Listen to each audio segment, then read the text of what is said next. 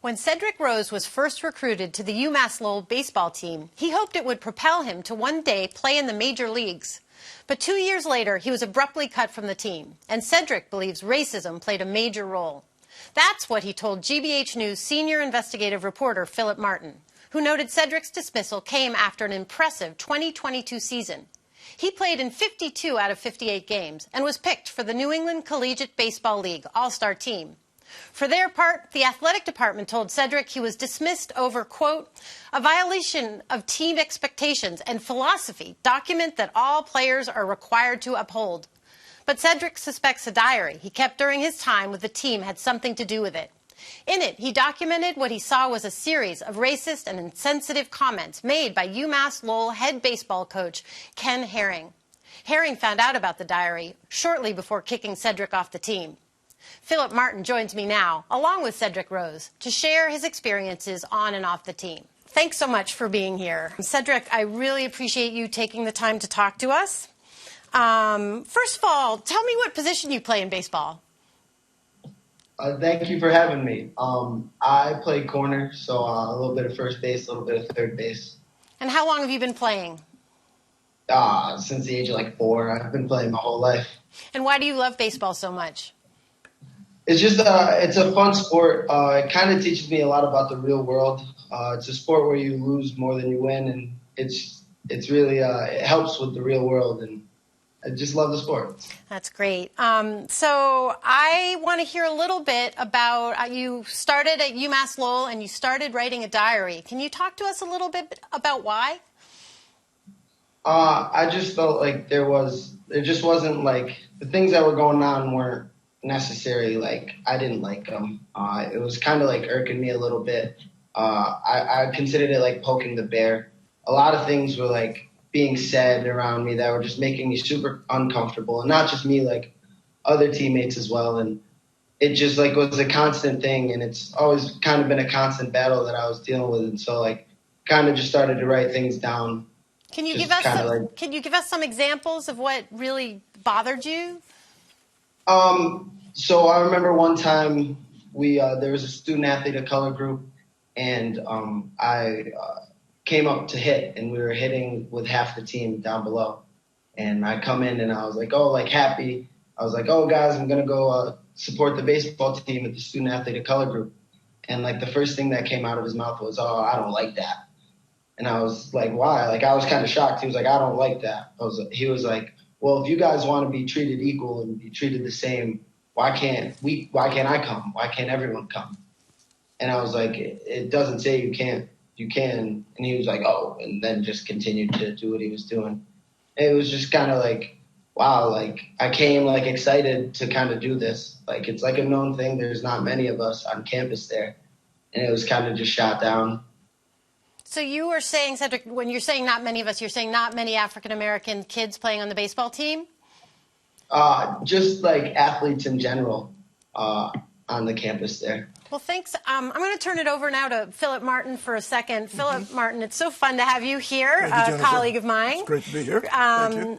You wrote in this amazing story about Cedric's fight with the school, about how baseball is particularly a difficult place for kids of color to be playing. Can you talk a little bit more about that? Well, yeah, especially college baseball. There are very few African Americans playing baseball. And their numbers have decreased over years, even though there are efforts to try to increase the numbers of black kids playing baseball. Those who are non-Hispanic black kids, the number is very, very tiny, less than 6%. And you have one school here, of course, UMass Lowell, a Division I school. You have Cedric Rose playing. And so the question became, you have one of the few African Americans playing baseball. Why would he be kicked off the team based on some of the issues that were raised by the coach? Now, again, broadening out, looking at the larger issue of baseball, this also, of course, translates to the professionals. The college essentially serves as a feeder for Major League Baseball and for the minors. And if you can't have a representation on the college level, it's unlikely you're going to have that representation in Major League Baseball. It's like anything else. With football and with basketball, young people are drafted, selected right out of their colleges. Baseball is no different. You have scouts who look for the best players on the field. Cedric Rose, we determined, was taken out of commission, essentially, right before the season started. He was taken out on the 14th of February. The season started on February 18th, so he did not play a single game in the new season. I really appreciate you expanding on why this matters in the personal level and in the bigger problem. Cedric, tell us why you believe that you were dismissed because of these notes that you were writing in your diary. Because realistically, they were never a problem. It was something that I was using to kind of help me get through things, and it was never a problem. My teammates knew about them.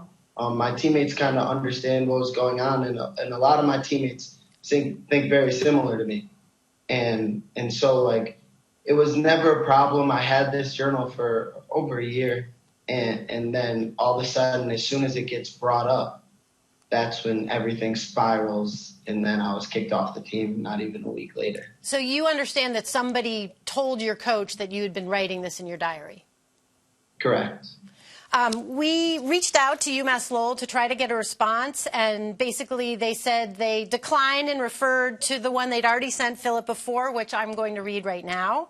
UMass Lowell is committed to maintaining an inclusive and welcoming environment for its entire campus community. Just as it does for any allegations of discrimination, the university is investigating this matter in a prompt, fair, and confidential manner. Phillip, what did you find from the university and from others about what they said happened, about why he was dismissed? Well, the university seems to dismiss the notion that Ken Herring's attitude and his behavior towards Cedric Rose was a problem. And believe that they asserted through the parents' groups and others that they thought it was the problem. They essentially said the reason he was kicked out was because he had disrupted the team through a number of acts. One in which he admits, which is after a meeting, he tore up his room. Later, he said he repaired the damage to that room, but this was cited as one of the reasons why he was kicked off the team. But it was sort of like the cart before the horse, because he tore up his room after he learned that he would be in some type of trouble with the team, possibly even being kicked off the team. And it's also alleged that he used rap music to intimidate his roommates. But it was also understood that rap music was something that's pervasive throughout the campus, including within the locker room of UMass Lowell's baseball team. So it's not clear why. One parent who came to the defense of Ken Herring, Ann Hardy Draper, said that the racism is not an issue in any of this, that she did not see Ken Herring's actions being the cause of Cedric Rose being kicked off the team, but felt that it was Cedric Rose's actions that led him being kicked off the team. So you have, in this sense, a he said, she said, but that's why we have an independent investigation looking into the allegations that Ken Herring may have engaged in racism, thus leading to his decision to kick Cedric Rose from the team. Cedric, how do you feel about these allegations about rap music being played too loudly, or that this sort of reaction was the reason why you got kicked off? What do you think about that?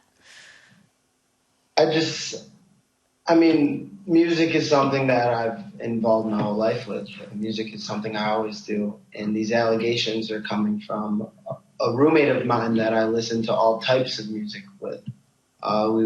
We would have concerts all the time, and there was people that lived above us that would always hear us playing music, and they would stop on the floors because it's too loud. But music's always is a big thing for us, and so it's kind of it doesn't really make sense to me it doesn't.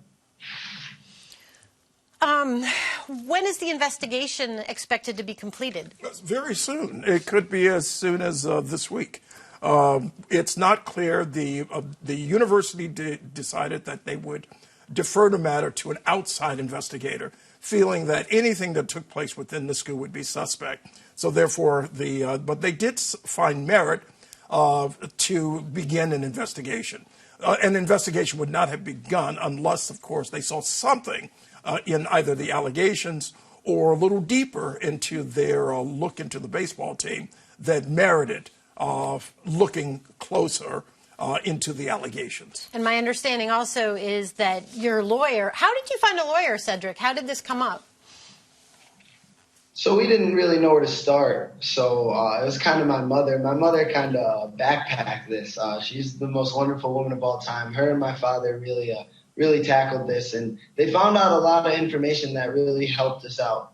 But we didn't really know where to start. So we reached out to the NAACP out in Boston, and that's where we found our lawyer, Ed Burley.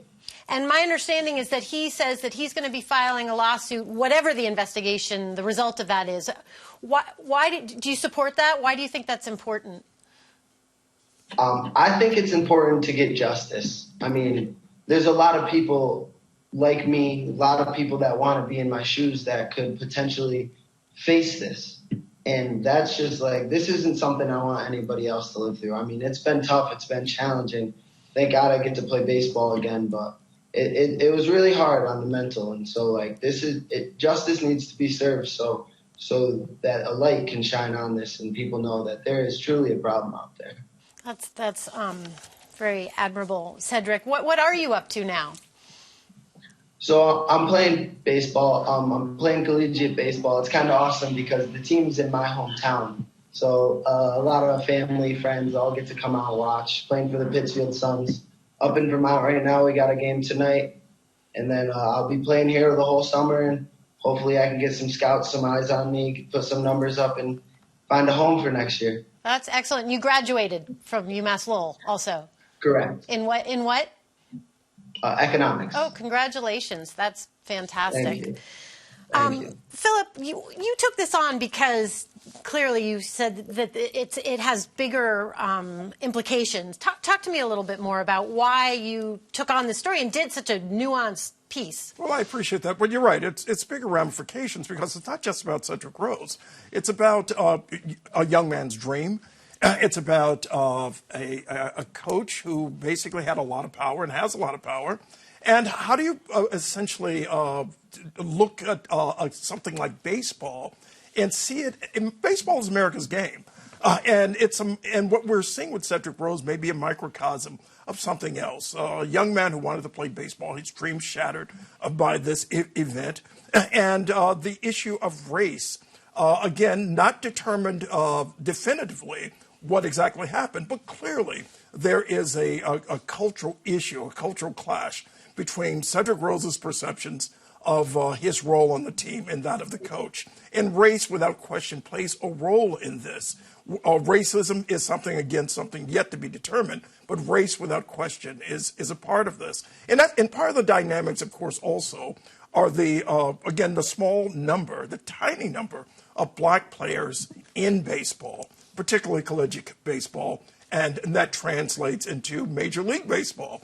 And so that it becomes the most relevant aspects of this, Jen. And one thing I would also mention that's actually important is that another aspect of the team is, again, we're talking about perceptions of what is offensive.